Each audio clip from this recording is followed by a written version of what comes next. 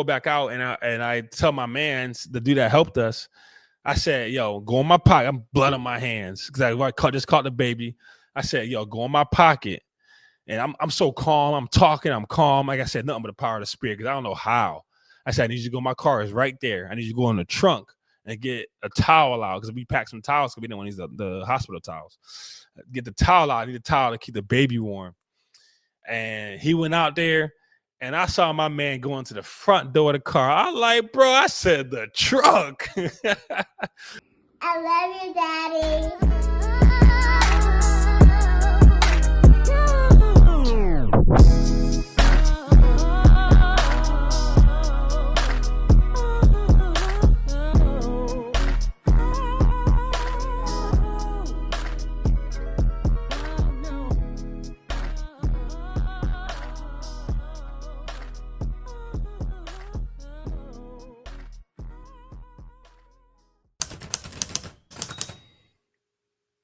This is For Fathers, a podcast for fathers to uplift and encourage each other with the understanding that we are the forefathers of the next generation.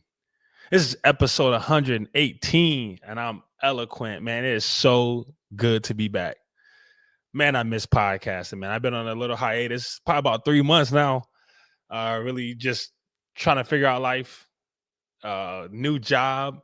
Athletic director, so just been bogged down with that, not in a negative way, but just really just learning the ropes and ordering things and making sure things are in order and straight because some stuff was a mess when I got there. So it's been a pleasure. I've been loving it though. About to be basketball season now though, so I'm excited. Gonna have trials next week. Hope we got a good little squad, someone to compete. You know, it's middle school, so really just hoping to get that work in, able to get that work in, man. Then, you know, I've been getting my master's. We talked about that if you've been listening before. And that, man, school, I'm so glad. I'm thankful to God be the glory that I'm able to go to school and get my master's and keep my job. But, whew, school is something else. School is something else. And then the biggest thing and the reason why we all here, man, y'all know I had well, my wife was pregnant and she's no longer pregnant. The baby is here. Came in October 17th. But man, so during the pregnancy, so y'all know my story. I got two different moms, and I wasn't always there during the pregnancy experience, and so this is my first full pregnancy experience, man. And I had no idea it was like what it was. I had no idea. I wasn't prepared. You know, 3 kids, 3 biologicals in, and I was not prepared. So I really had to take a step back and kind of like swallow my pride a little bit, if you will. I really had to pray and I really had to focus on being a servant. And what does that look like? And really get out my selfish ways and my own thoughts and what I want, and really just tend and care to her needs. All right. And so I had to do that. And it was tough, actually. Mentally and emotionally, it was tough on me because I think sometimes us men, we could be selfish. And then we can, you know, be in our own mind. I was on my own mind, like, man, you know, she need to be doing this and that, you know, and not always taking into consideration that she's pregnant. Even though I didn't always voice it, but I felt that internally. So I really had to fight on myself internally. I had to go to the throne, had to pray a lot, and really just ask God to help me be a servant. Because as a man, you got to be the king's servant in your house. You got to be. I mean, that's what Christ did when he came. He came as a servant. He served them. He washed the disciples' feet. You know, he was a king, but he also served. And as a man, I'm the foundation of this house, which is on the cornerstone, you know, which is Christ, right? The strongest point in the house, which is Christ. But as a man, I am the foundation. Everybody's built up on top of the foundation. And that foundation serves the rest of the house. So I really I struggled with that at first. I did, honestly. And I don't know if my wife actually felt that in my internal struggle, but I definitely did. Um, and really just learning learning the change, the body change, and the emotion change, and different foods that she wants, and making sure she's good. And the one thing I did that I really focused on was like, let's start off simple, making sure her water's always good. She always had a thing full of water. Her water bottle always had ice in it. She like crushed ice. Make sure I water every time I see it empty, I fill it up. And that's where I started at. And then other little things, just making sure that she had what she needed, or I did it before she asked. And it got to a point that I figured out what she needed at what time, and so I was just doing it before she ever asked, so she felt my service, not just because I was fighting with my so bad in my whole mind. I had to make sure to counteract that was to actually go into service and do it and enjoy it. And I learned to enjoy it. Honestly, I learned to enjoy. I learned to wait on her to make sure she was good and make sure she had what she needed. It took a second. But I learned to do it. I learned to enjoy it, and all God be the glory for that. Because like I said, I prayed, I prayed for I God need to help with this service.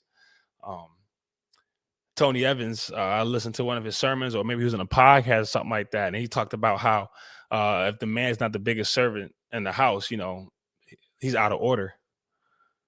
And it wasn't really until this pregnancy that I really took it as seriously as I needed to be. And so I like I said, it was different. But I learned a lot, and I'm thankful for that. Just during the pregnancy, and like I said, I never experienced the fullness of it. I would come in and out with the other pregnancies, and I'll be there for a little bit, but I never wasn't there every day. We married. I see her every day. Different changes, the different pains that she goes through, and all that kind of stuff. I really wasn't ready for it. It's slick made me not want another kid. I was like, man, I didn't know it came with all of this. Back in the day, I was, dipping in, dipping out, and it was seemed a lot smoother, and I thought pregnancy was more of a cakewalk than what it was. But I learned my lesson. So, but it was an experience, and actually, it really made me love my wife more, which I had no idea that was going to happen. I think that was pretty dope. I learned to love my wife more, and I fell in love with her more, especially after everything that we've been through the pregnancy. I mean, it was, I've been looking at her now like, man, I don't know. You just look different. Like, she looked more beautiful. She looked more radiant. Like, the light just glowing around her more. I don't know. I don't know. Maybe it's just what it is, but she glows more in my eyes. She always did, and I always loved her. None of that, but it seems like it's just more. And I don't know if it's because she carried my kid. I don't know if it's because I was there the whole time. I don't know what it is, but when I look at her, I don't know. It's almost I see her differently, like in a different light. And I think, I guess that's just part of my prayers. I ask God, let me see her how you see her. Because I need that. I think that helped with service and all that kind of stuff. So that was one of the big things that I took away and I learned throughout this pregnancy. But another cool thing about this pregnancy that me and my wife Raven, we had a lot of firsts together, and I think that's unique because of how God made sure that even though we came into the marriage with kids, we were still able to have first. This was my first time being there for the whole experience. I mean, from the and this is Raven's first time with the whole experience, because last time she found out she was pregnant at 16 weeks, so she never seen that little beating mass, which is the heartbeat when you first go to your first appointment. I mean, I think it's so cool that it's just like a little, tadpole, a little tadpole in there. And there's a beating mass. No heart is formed. No legs are there, nothing, but it's beating, and it's just like the whole tadpole in itself, the whole baby in there is just beating. That's the whole heart. I thought that was that was pretty dope. That was really interesting. Like I said, I never seen that before. I barely went to appointments, and I made sure this time I'm going to all her appointments, all baby Madisyn's appointments. So both of us, we had that experience, and I think that was really cool. I think that was awesome how God made sure that that we both got to experience that together. Also, no fear of judgment. Raven took a long time to tell her mom. I took a long time with all my kids to tell them, tell my parents, and we was out of wedlock. We was out there in the world, especially me, out there in the world, and just doing dumb stuff, having babies, man. So I was always scared to tell them, and I knew the judgment was coming. I know the eye rolls, the disappointment of my parents. But this time, for both of us, no judgment. We married. What you gonna say? What you gonna say? We had baby too early? Like, we married. We could do what we want now in covenant. And so there was no judgment, and that was a relief. And we talked about that a lot, actually.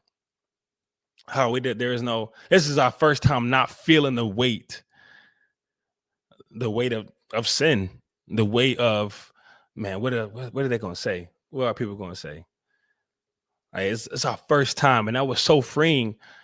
It was so freeing to the point where, it was so unfamiliar. I was like, man, is this how I'm supposed to feel? I'm so used to not feeling that way. I was like, is this how I'm supposed to feel? Like, is this what most people feel when they, do it the quote unquote right way, or definitely the covenantal way, right?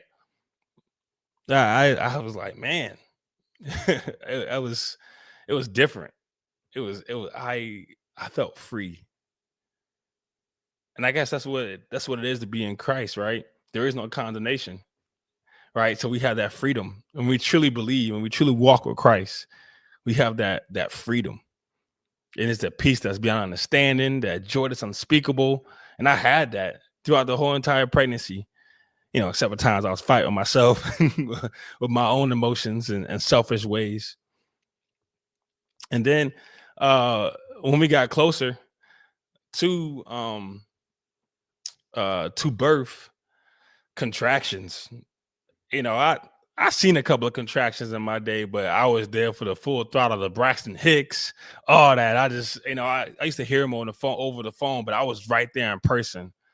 Wow. I was like, man, this contractions are strong. Yeah, that was wild. That was wild. So and she got induced because she couldn't feel her contractions, and she was contracting, but she couldn't feel them. So they induced her. So she don't even know what contractions felt like. So we both was experiencing that the first time. We didn't know when the next one was coming. We didn't know how hard it was going to hit. So that was, like I said, we experienced a lot of firsts, which was unique to be 4 kids in and still experience a lot of firsts when it comes around pregnancy. I do believe God orchestrated that in a way, led me to her and to marry her and all that kind of stuff, so that we can, because of how important it is to me to raise. That's why I wanted another kid, because I wanted to raise a kid in the home. I'd be there every day, 8-day raising, and that's what I'm doing. That's what I got. And in that, it wasn't like it wasn't just me and my experience, but we experienced that together, and I think that was awesome. And pregnancy was a blessing. Like I said, the baby's here. We're gonna go into that story in a little bit. But one thing I always hear, Dr. Darius Daniels, a pastor, always say there's a backside to the blessing, right? So in that, in all this beauty that's coming in, even me growing as a man and as a husband, us experiencing things, I honestly, another emotion I had to deal with was guilt.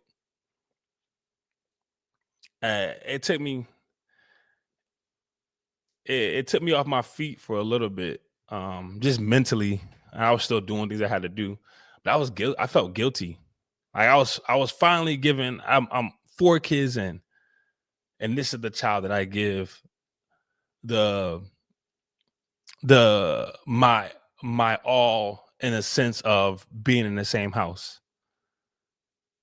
On the fifth child, I give this experience of them waking up and seeing their daddy every day. I felt so guilty.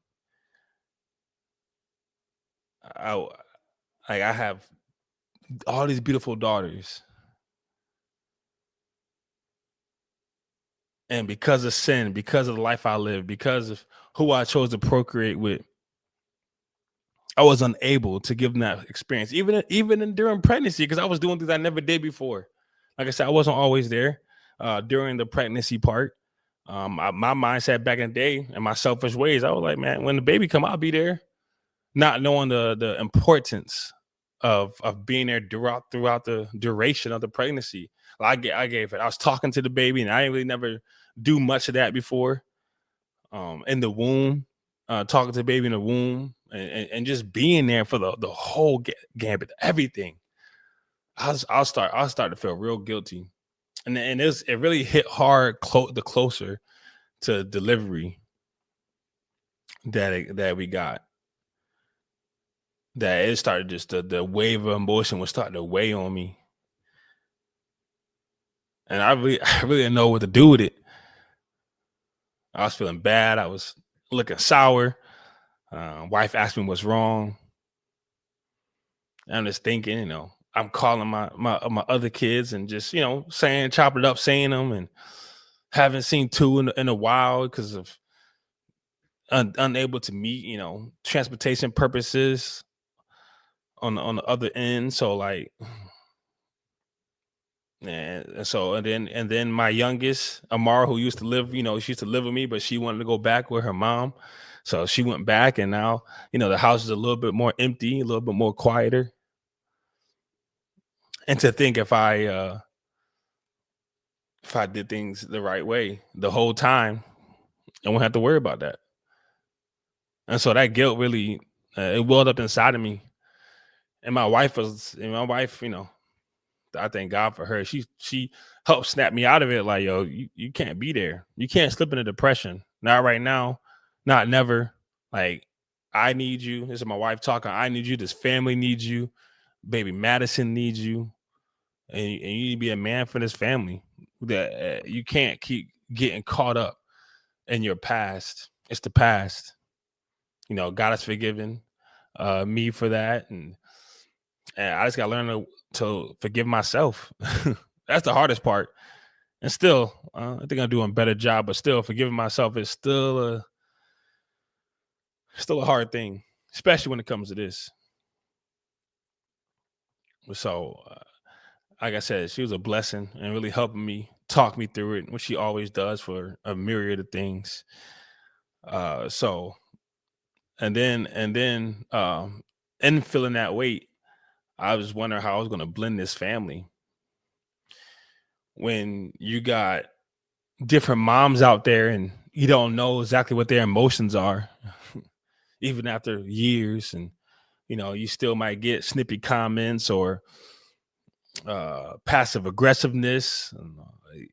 And then when, y'all know what I've experienced. Y'all know the different struggles I went with the oldest. So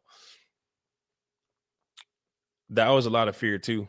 I didn't know how I was going to blend. I didn't know what they were saying. Or are they going to be speaking ill against my wife, against the newborn, talking about how they're going to be replaced, or just so many thoughts was during that guilt phase, and just throughout the pregnancy. Honestly, I was battling with it. It was like boxing. One thought come, I'm trying to punch it. I'm trying to get it out the way. True spiritual warfare, right? And so my thoughts is how I'm going to blend this family, and fear of, especially when I talked to the oldest two, and they didn't seem too interested. They when we told them about the baby coming, they just kind of stuck. Like, all right. um, so and then my youngest going back, and I didn't know what was being said, because she is the youngest and we have the closest relationship out of all of them, because the proximity, honestly, and being able to see her and not having those large gaps of time. Wonder if anybody say anything to her, how she gonna be replaced or anything like that. So a lot of different things. And that weight was on me, and I definitely was struggling with that for a good little bit, probably about 2 months. I was struggling with that. And in that second month, that's when my wife really talked and helped me get out of it. Of course, prayer and fasting and all that. Like I had to dig deep, because emotionally in your mind and all that kind of stuff. I didn't want alopecia again. I didn't want to stress out too much, stomach hurting, all that kind of stuff. I didn't want to, I didn't want to go down that road. I didn't want to be there, because I know what it looked like. I remember, losing my hair. I remember my stomach just wrenching. I remember trying to escape the pain with different things, different escape routes. I didn't want to go there, and I didn't want to be there. And so, and worrying about sibling reactions, just to kind of like break it down. So for our oldest, Morgan, who we got through marriage, who I got through marriage, my oldest daughter, she needs attention. She's real touchy and all that kind of stuff, and she's the type of child that needs a lot of attention. Not obscene amount, but like every daughter, every girl, just every kid needs that attention. And she had asked a question. She was like, when Madisyn gets here, she's gonna take up a lot of attention. I just her asking like, yo, do I need to be prepared for me losing out on that love I usually get? And so I had a little, her asking that kind of like sparked something in me, like, dang, I gotta make sure I still give her that attention, because I don't want her to feel left out. She don't deserve to feel left out. And she knows that she's the only one in the family now that doesn't have the Marshall last name. Right. 'Cause she has a different father. So she have a father last name. And now her mom used to have that last name, but now she has my last name, and all her sisters have the Marshall last name. Our youngest is a hyphenated, but she still has it, and she knows it, and she's cognizant of the fact that she's the only one that's not a Marshall. So sometimes it's even a little worry saying the Marshall household, because then you're leaving her out. You're leaving her out, and so just really just figuring out how to continue to make sure that I'm not leaving her out of conversations or having that conversation, or even when the baby got here, making sure that I'm still, we playing around, roughhousing, all that we always do, jumping in their bed and just, kissing on them and cuddling, asking about what they watch and all that kind of stuff. Still making sure I'm doing all that. And so that was probably my biggest fear. And it seems to be going well. So, and we still give her that attention and all that kind of stuff. But I definitely was worried, like, man, how they gonna react? And so for our next child, Amelia, I wasn't as worried, because she already had a sister Nayeli that she saw from birth, and having to share time and all that kind of stuff. She's kind of used to it. She has that motherly instinct. I think she has some leadership qualities in her that needed to be tailored and polished. But I wasn't as worried about her. But sometimes when I call now, sometimes I feel like she be purposely leaving out her sister Nayeli. I'm asking where she is. She's like, I don't know where she is, or she's saying she sleep, or what the case may be. And I said, well, when she says she sleep, I say, call me back when she wake up. We have our time talking, but I never get a call back. And when I try to call, there's no answer. And so I'm kind of worried about that. Just wondering if there's any animosity there, or whether there's any words which exchange between kids, because Nayeli, I talked to y'all about that. I didn't know that she was mine until like 5 years in. I talked about it in my first video podcast, and that's when I found out. And so I'm just wondering, That's 5 years of her it's just me being her dad. And now, she's got to share her dad. She already had to share her mom, and maybe that was okay, but now she has to share. And I was wondering if it's taking a toll on her. I have no idea. But it's something I'm praying about, and just I'm kind of I'm watching it, keep an eye out for it, and pray God gives me the discernment to really just to understand what to do and how to move forward. But that's really my biggest fear. Like, what's unspoken, what's lying underneath. Like I said, I pray for God to give me discernment so I can know how to tackle that and really just continue to speak life. It doesn't help that I don't get to see him like that. And so, and just like I said, with Nayeli, she feel like she's being replaced. Like, I just found out she's turning 7 this year, and I just found out when she was 5 that she was mine. So she really ain't got almost 2 years, really, not even a full 2 years with me, and limited time of seeing each other. We talk on the phone and stuff. Sometimes she doesn't even want to come to the phone. And so my biggest fear with her is she feeling replaced? What else can I do to make sure that she knows that I love her? Because it's hard. I mean, she's young, she's small, right?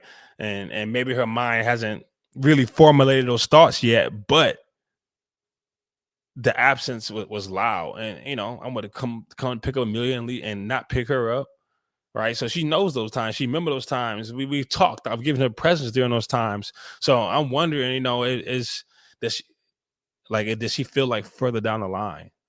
Times in the summer, she would come up to me like, you got to play with me because I knew you last. Or she would ask me like, basically, why didn't you pick me up when you picked up Amelia? Like, just asking like honest questions, the questions that she deserves answers to. But it do break my heart because I feel like I just fell so short in that area, and of course I didn't know, and her mom didn't know. That was we thought it was something different, but then we found out, but then DNA test, and realized it wasn't what we thought it was. It was a surprise and shock to both of us as her parents, but that don't change the fact that she still feel away.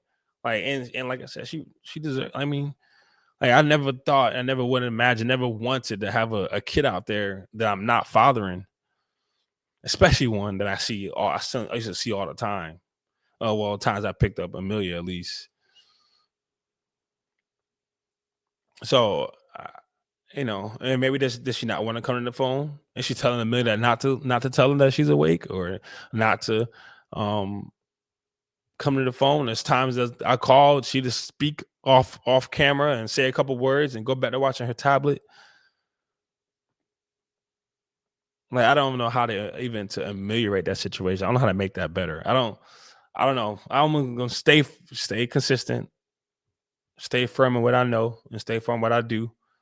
I made a promise to her that that now that I know, when I found out that I ain't going nowhere. I'm gonna make sure that you know that I love you. Make sure you know that I'm here and all that. And I've done that.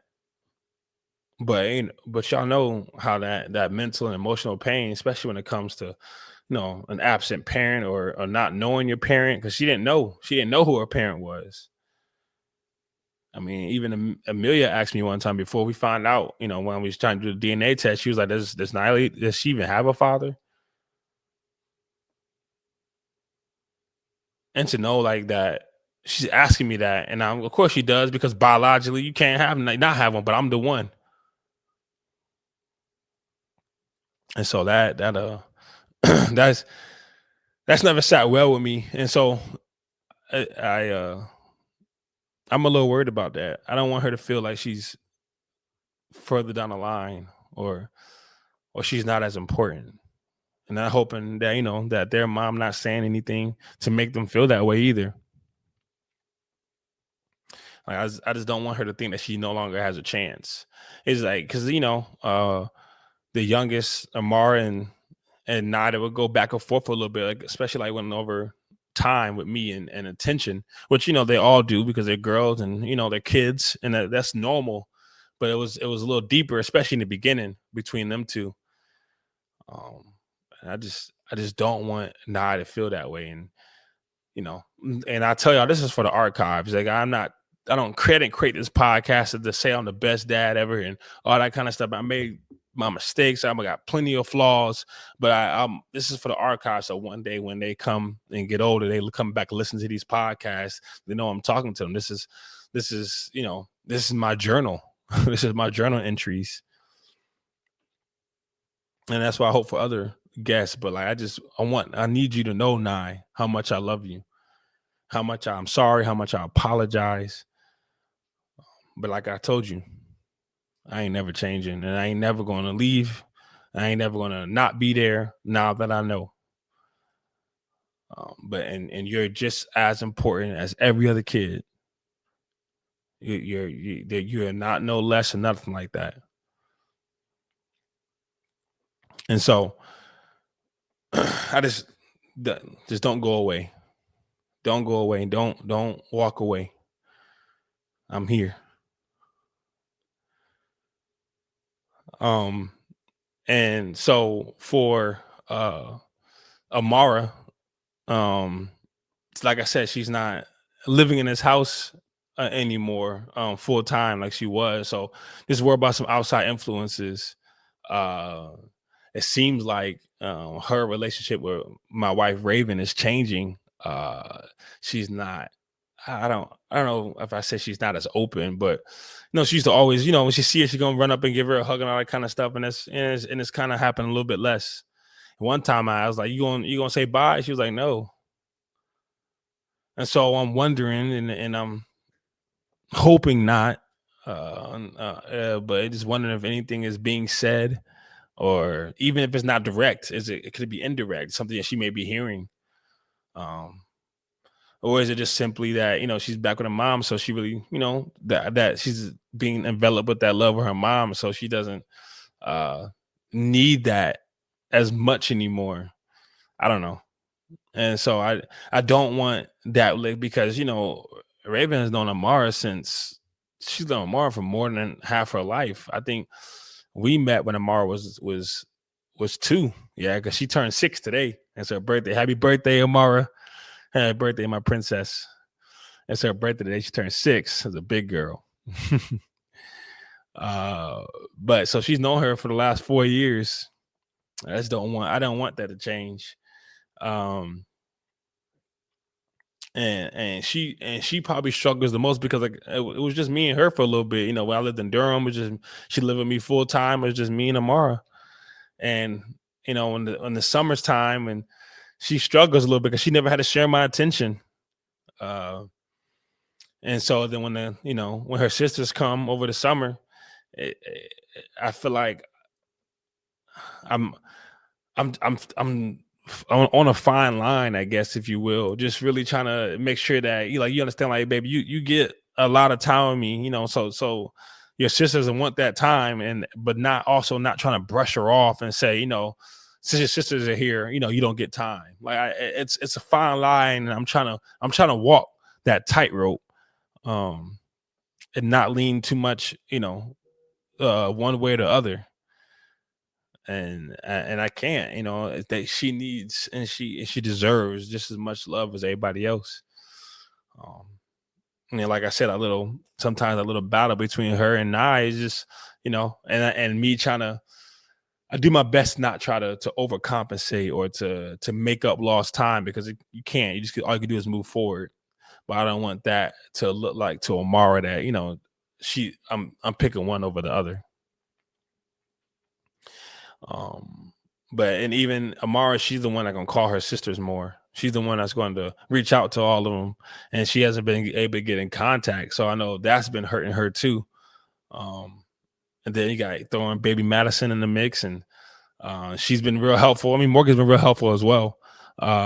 Just helping out with the bottles and wanting to feed her and wanting to hold her and stuff like that. But I just don't want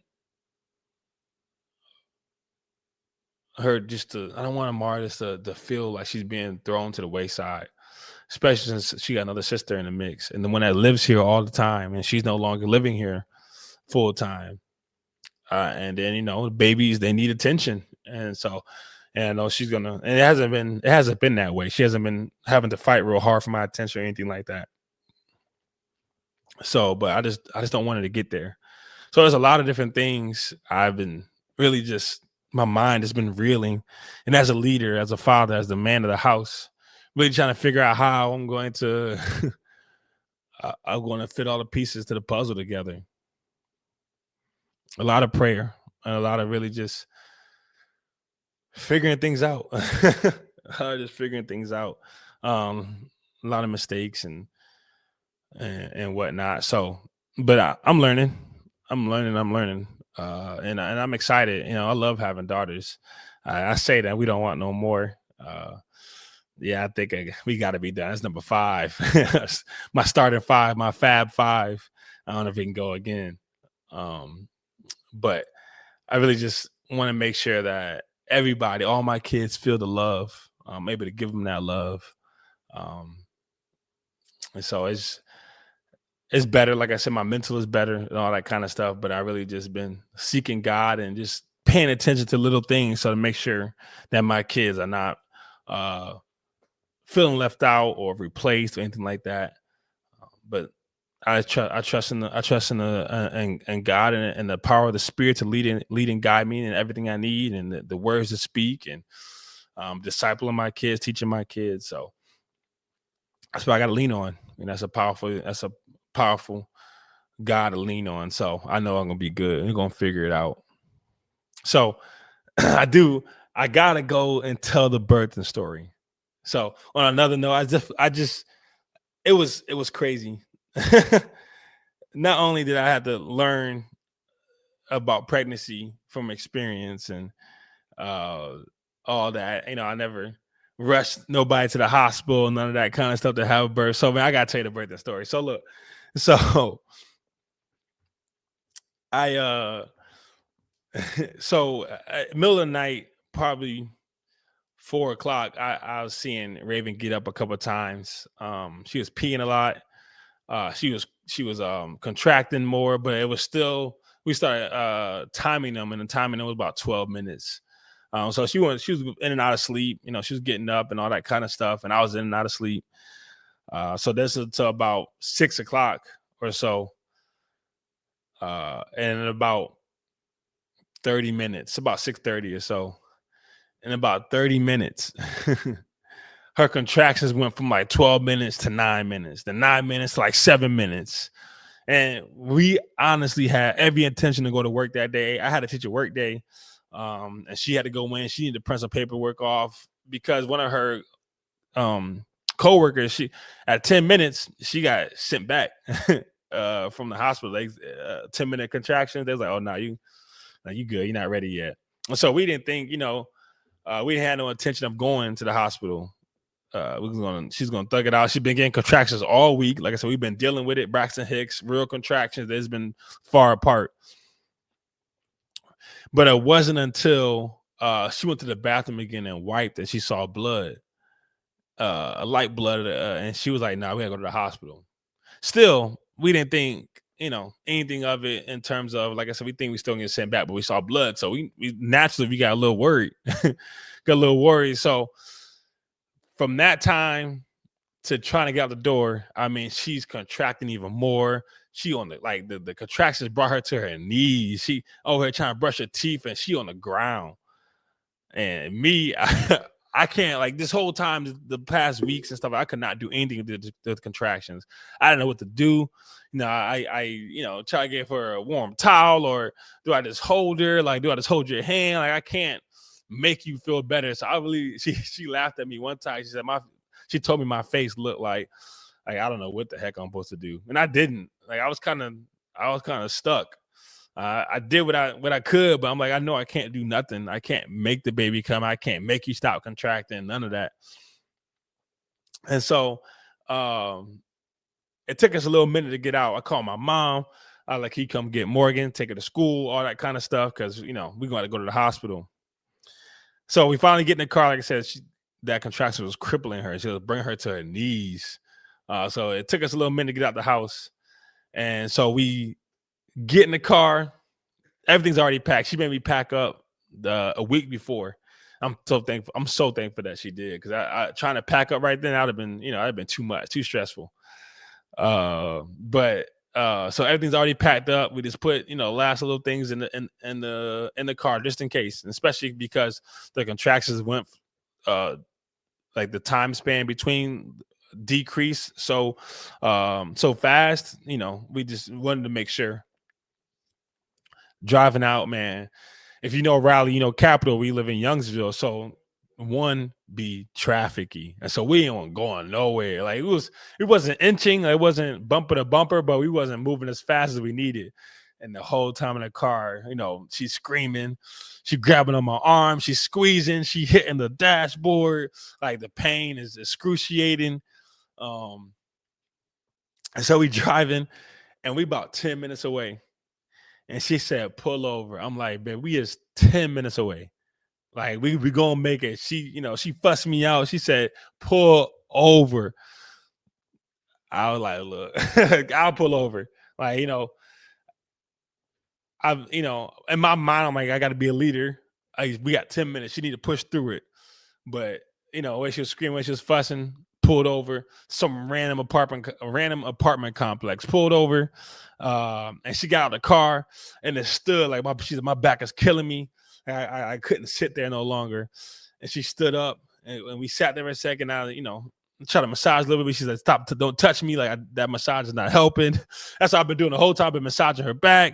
And that's another part of service. I've been massaging without asking, all that kind of stuff. Like just trying to be a servant. But like I try to massage in that moment. And she was like, no, I don't need that. And so and that actually, took me back to a time actually in a previous pregnancy that I tried to be there, and that person didn't let me be there, and I kind of shut down. And I think the enemy was wanting me to shut down again, but I didn't. I pursued, and I'm so thankful that the spirit kept me on that. I ain't never told my wife that, so this can be her first time hearing that. But that definitely triggered me a little bit, because I've been doing that, massaging, all that kind of stuff. And then she's standing up and just like stretching her back, like, okay, trying to get back in the car. We got 10 minutes, like you contracting this quick. We gotta get up out of here. And then so we try to get back in the car. She get back in the car, but this time she's facing the trunk, right? She's on all fours, her butt's to the windshield, her face is to the trunk, her knees are in the seat. I go to put the car in gear, about to pull off, and you got 10 minutes. She said, I got to get back out. I'm like, yo, we got 10 minutes. And so I put the car back in park. She hopped out. She moved slowly. But she hopped out, and she's like, yo, I got to go to the bathroom. And I'm like, yo, you got 10 minutes. But she said she couldn't hold it. And so we walked. Like I said, we know in the entrance of an apartment complex. We got the dumpsters over here to our left. The clubhouse a little up the road and stuff like that. And so, by the grace of God, some random lady walking around, I guess like she on her morning walk, I'm assuming, Indian lady, and she hears my wife say she got to go to the bathroom, and she's like, "Here, I got you. I'm gonna take you to the clubhouse."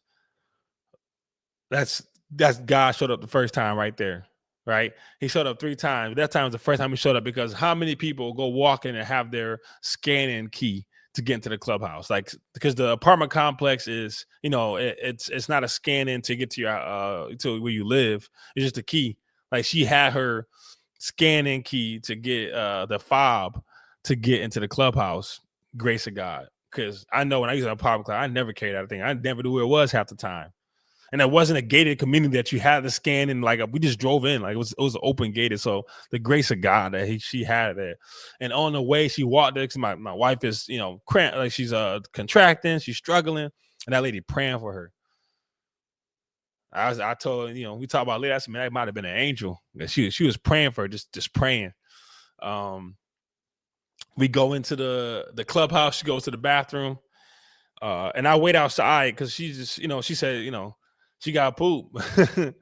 And so, and mind you, this is our first time. Like I said, we did our first time. She had an epidural last time. Like she don't know what any of this feels like. I don't know what any of this feels like. I just show up at the hospital, and the baby comes. But so she's in the bathroom, and I stay outside for probably about 3-4 minutes, and she told me to come in.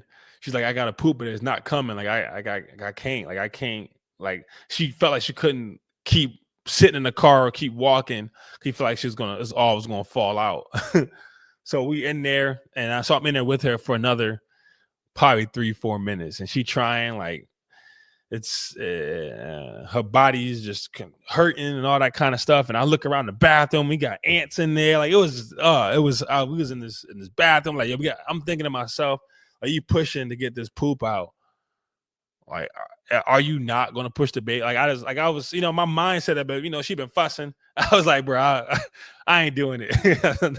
I'm not about to fight with her. You know what I mean? So so we in there, and then she reached down. She's like, you got to call somebody. She's like, I feel her head. You got to call somebody. I was like, there's no way. There's no way. And so cause she's screaming like she in pain, call somebody, I'll call 911. I had to step outside the bathroom because I couldn't hear anything. So I stepped aside and told him, and then I stepped outside and talking to him, and he's like, where are you? And second way God showed himself was some random dude in the weight room, because we in the clubhouse, the weight room and all that kind of stuff. We're in that bathroom, right?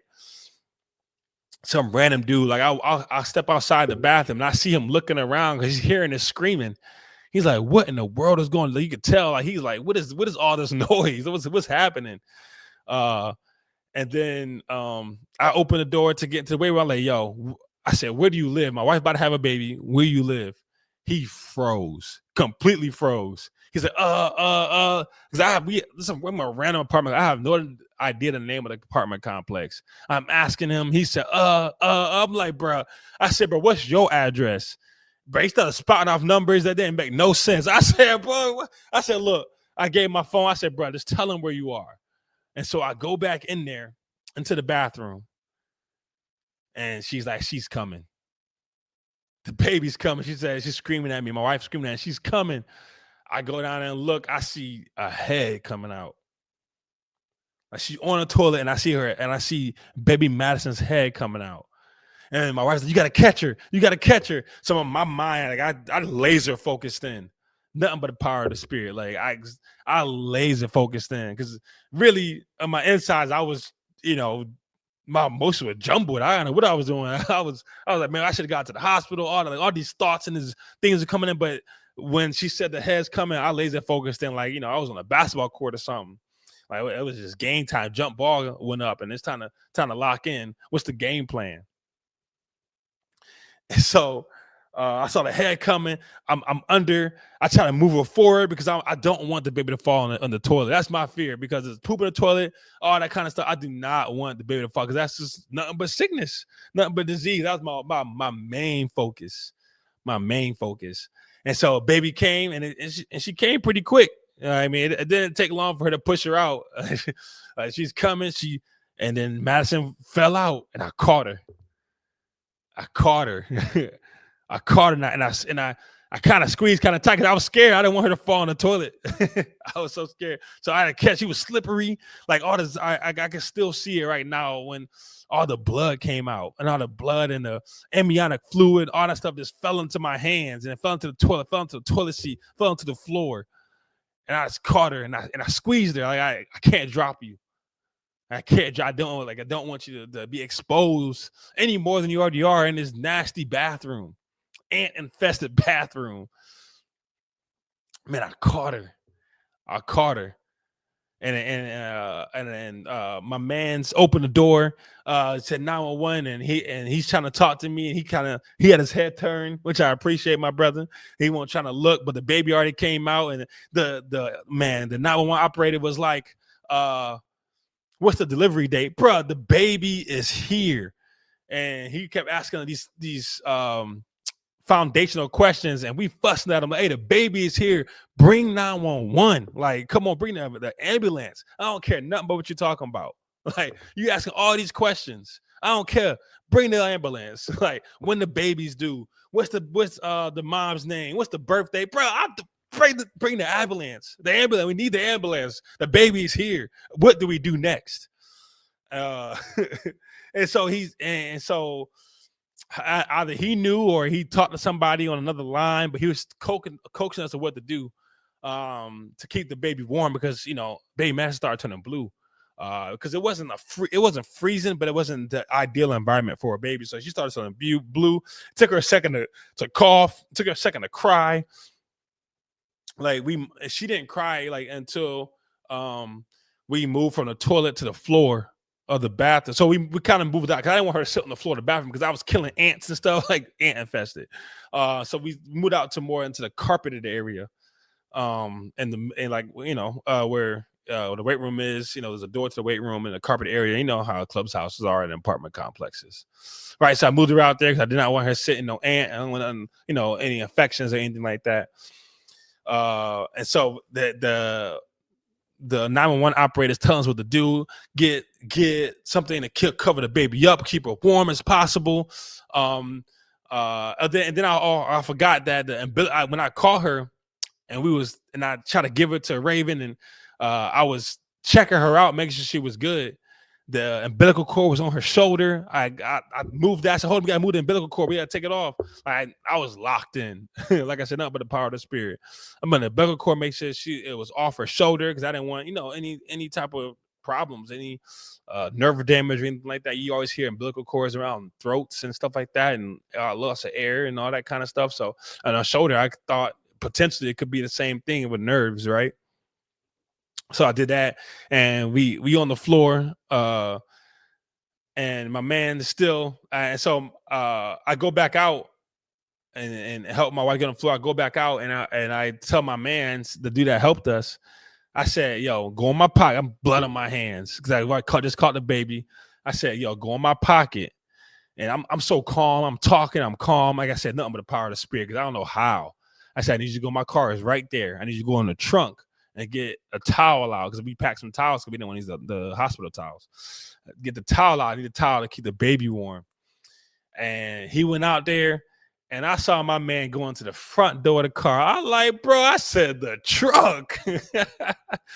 But I wasn't laughing then, and I wasn't fussing at him then. But I was looking like, bro, what you doing?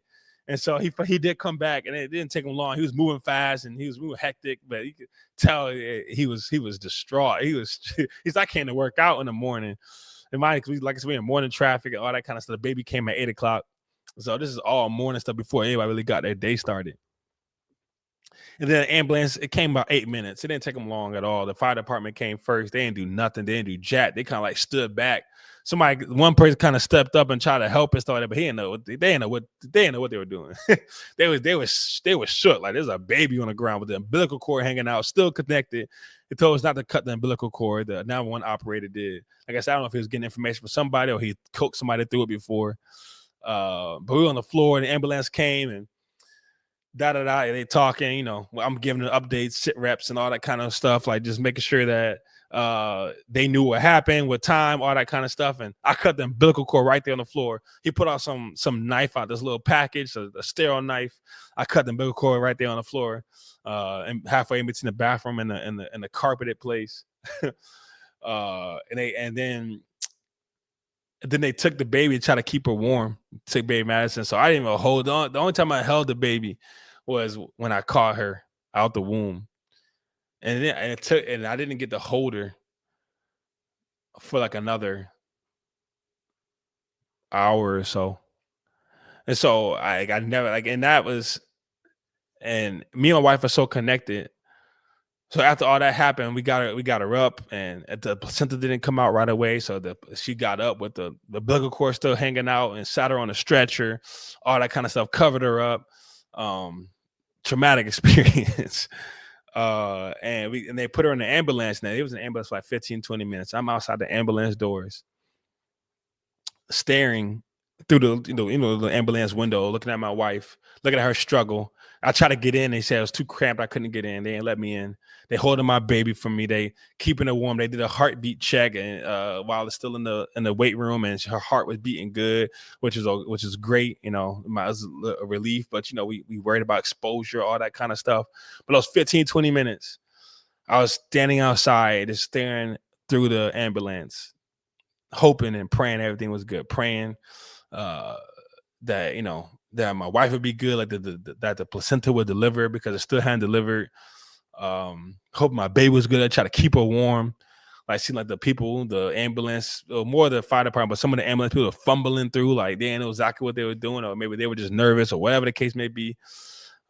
But at one point during that time, me and my wife locked eyes, and she knew what I was thinking. I knew what she was thinking. I knew she knew that I haven't held my baby yet, and I knew she knew I felt the way, because I was. And I wasn't mad, but like, I just, I wanted to I didn't get to hold my baby. This random ambulance lady, EMT, she's holding my baby, and I haven't held my baby yet. Right. Because Raven was holding Madisyn, and the towel on her until the ambulance came and all that kind of stuff. And like, I knew what she was thinking. She knew what I was thinking. And she did her best, even through her pain, like it took, like, she delivered at 8, the placenta didn't come out to 8:35. So she was struggling, and they had to give her something. I forget the name of the drug to help deliver the placenta. I saw the placenta come out, crazy stuff, bloody stuff. But even through her pain, I knew she was attentive to me, knowing all the experiences I had as a father and how important this was to me. She made sure to give me like thumbs ups and smiles and blow kisses, just to make sure that I knew she knew that I hadn't held my kid. I knew that's what she was thinking. And we later talked about it. She said, that's exactly what I was thinking. And we were just connected on that level. I knew for a fact that that's what she was thinking, even through her pain. And I think that's another thing, like, not even just the service, not even just everything through the pregnancy, like her giving birth that way, all that, the connections and all that kind of stuff, man. I swear, I don't know how I love her more, but I feel like I love her more. Like, I see her differently. I see her stronger. Like, I was so proud of her, like how strong she was to deliver a baby. We delivered our own baby. I make a joke. I said I was there when she swam in. I was there when she swam out. It was just me and her. But it was she just glows more now. I don't know. It's hard to explain. It's not like I didn't love her before, but I feel like I just have it's deeper love. Like, that experience made me love her deeper. And even and just to her, just to being attentive. She always attentive to me and all that kind of stuff. So it was beautiful. It was beautiful. I'm looking, it was still traumatic at that time, and sometimes we still have some feelings about that. It was an experience, right? But I don't know. And now it's just even easier to serve and just do these things, and I just want to. That love is just, like, my heart just cracked open a little bit more for her. Like, I was so proud of her for how strong she was. It was like I said, it was a lot. And so the 15, 20 minutes in there, and then the dude comes out. He's like, "Yo, we good. We're going to the hospital." I rushed over there. I wanted to beat them there because I because I had her phone, so I didn't want her to go somewhere. I didn't know where she was at. But we walked in with the baby in our hands. Well, I walked in. She was on the stretcher with the baby in our hands, and they congratulated us. The baby's good, healthy, all that kind of stuff. We tell them the story and all that kind of stuff, and everybody was doing that. But then the third time God showed up, God's number is 3. It's the number of God. The nurse down there in the ER room, she's real attentive. And my wife was in a lot of pain, but the doctor was trying to, like, just move, and wasn't really. She was like, she'd be all right with the pain, all that kind of stuff. That's one of the biggest fears, especially with us Black folk. I mean, this is being real. That one of the biggest fears is that they don't understand our pain level. But the nurse looked like us, and she paused everybody. She was like, "Yo, everybody just relax, yo, chill." And she looked at my wife's like, yo, do you need medicine? Because the doctor's like, you don't need no, I don't want to numb you. I don't want you to be groggy, all that kind of stuff. Like, you be all right. It's only one little stitch because you only tore a little bit. But she made sure that we were taken care of, even all the way up till we went to the recovery room. She made sure she was taken care of. You know, me naturally as Black people have higher blood pressure and stuff like that. So just making sure that the other nurses knew, even to the point where I feel like she was getting on her co-workers' nerves because she was making sure that we were good. And that was, like I said, nothing but God. God showed us up. God showed up again 3 times throughout the whole thing. So amazing birth story. It came with a lot of trauma. It was wild. Like, you know, just afterwards, knowing that, just thinking about even her going to the bathroom, recreated that experience. And you would never think that going to the bathroom would have such an experience on you and cause tears and all that kind of stuff, but it did. And so now I'm trying to be, you know, I don't know what to do. I don't know how to help that situation, but to be there. So now I'm praying for strength and leadership and guidance through postpartum, any type of postpartum thoughts or pressures, anxieties, all that kind of stuff. And then, so the whole time for me, I'm just my stomach, my heart is in my stomach because I'm hoping that Madisyn don't got no sickness. She's good, like, because she's exposed to the world. She was blue. They put her in a warmer in the ER, so she started getting warm up. She started getting a color and all that kind of stuff. Like, she was good. But I was praying, but I was also scared that at one point I'm gonna hear like, oh, something happened, or she got this, contracted this, or we got to rush her off to the incubation, all that kind of stuff. Like, I was slick kind of worried about that the whole time. But we was at the hospital, honestly, even after we got up to the recovery room, even that time, just every time I came in and checked, I'm just, you know, hoping not to hear no bad news, especially for my wife too, just her pressure and all this stuff. And I'm just anxious. I couldn't sit down. I was walking around. Like, I tried to sit, but my mind was just going. Like I said, a lot of prayer. And so I just had a lot of fear. And then on Sunday, we about to get released. And then when the pediatricians walked in, we had a different one the day before, but a pediatrician walked in and she was checking Madisyn out. She was like, yeah, I noticed this arm feel a little weak. And she said, I feel this. I said, yeah, I do. She was like, I just want to get her an x-ray because it's not uncommon for like clavicles or your collarbone for babies to get broken, especially on these type of pregnancy. Like, when you deliver without epidural, like any type of drugs, it's common for a baby to come out with a broken bone. And so now my stomach tightened again, and I walked with her to the x-ray. I asked if I could come, and she let me come. Took an x-ray of her clavicle. Good. We sent us back, and then the x-ray lady's like, I guess she saw something she didn't like, or she wanted to do another part, so they did the x-ray to her upper arm. Broke. Man, my spirit was broke. My spirit wasn't broke. I was hurt. But I walked in and I looked at my wife because she didn't go. I was like, man, her arm broke. Man, she put her food down. She didn't eat no more. The rest of the day, she all she did want to do was hold her, and, you know, then all these thoughts started coming in both our heads without us even saying anything. You know, I'm thinking like, dang, did I grab her too hard when she came out? Did I break her arm? Because I was so worried about her falling in the toilet.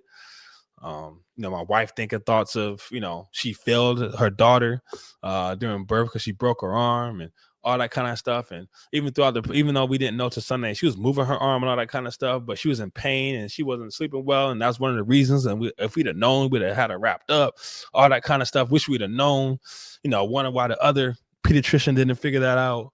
She was like telling me how strong she was, and she was lifting her up, and she did a quick check. Like, why didn't you know? And so, and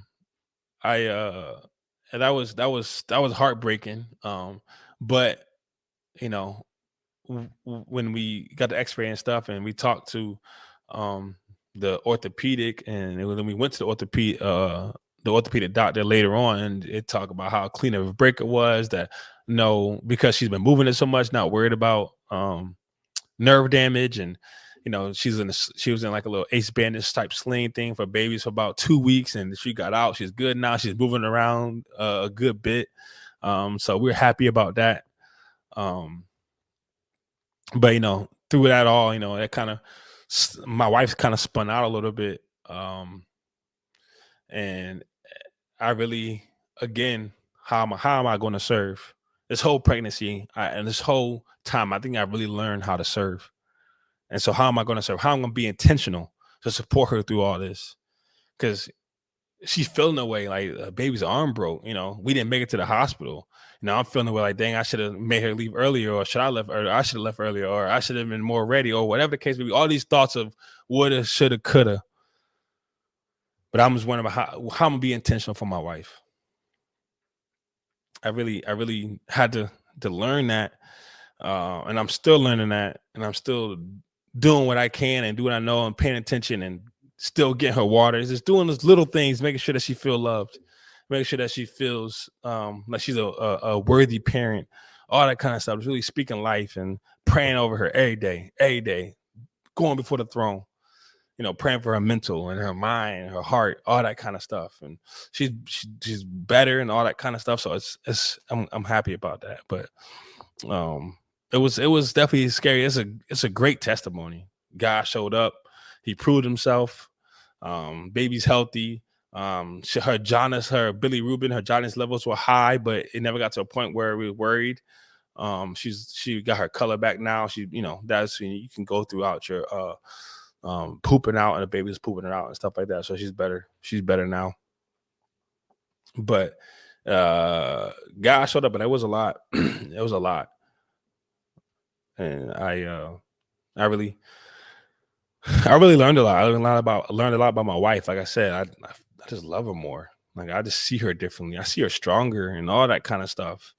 Like I said, I never seen her low or below me or anything like that before. But like now I see a different side of her, like that perseverance. And if y'all know me, I love somebody that don't give up. That's somebody that fights. That gets me going. That gets me energized. Cause I'm a fighter. I go hard. I go get it. I'll keep playing to the fat lady sing. And so that's what I'm doing now when it comes to serving and being there and leading and washing with the word. I'm gonna go hard to the fat lady sing. And so like I said, it was the beautiful story, great testimony. God showed up. It definitely had some stuff on the backside. We're still working through it, to the point where we didn't really want any guests at first, simply because we really just need to take we just needed a break. We just needed a second to really process everything. Like every time we mess with her arm, the first 2 weeks, man, she was fussing, crying, all that kind of stuff. We don't know if we're doing it right. Is the wrap tight enough? All that kind of stuff. Man, it was a lot. We had a tag team and had to hold her arm down while we wrapped her around. She fussing, crying, not sleeping at night, or still not sleeping at night. But yeah, it was, God is good. God is good. So this is my first podcast with Madisyn, alive and outside the womb, not alive, but outside the womb. And so, like I tell everybody else, and y'all listen to me, and I tell all my guests, what's one thing you want to tell your kids? And so for me, I want to say, talk to Madisyn. What's up, Maddie? What's up, Madisyn? You are such a blessing. You are such a blessing. And I promise to give you my all, to be there for you, to continue to lay that foundation of the word in you, to love you.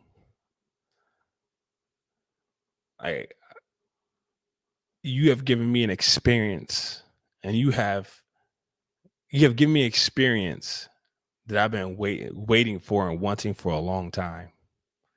And you've also bridged the gap between both sides of our family, me and Raven, in terms of kids, and you've truly blended this family. In fact, I thank you so much. And you've helped me deepen my faith in Christ, because I just had to believe in him that you'd be okay. You've deepened my love for my wife, the experience of birthing you and the experience of pregnancy, you've helped me see my wife in a different light. I'm so thankful for you.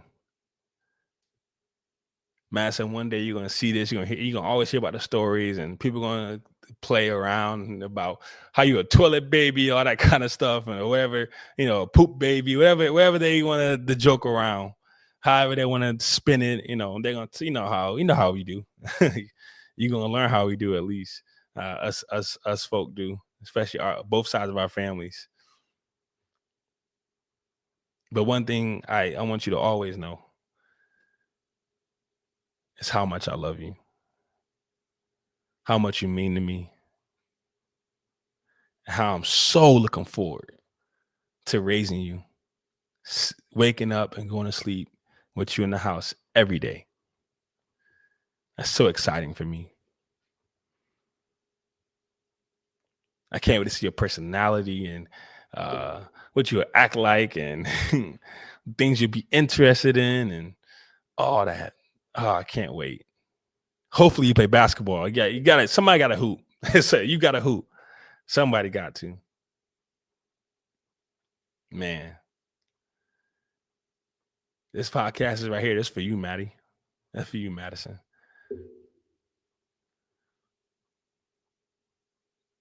Man, you're such a blessing.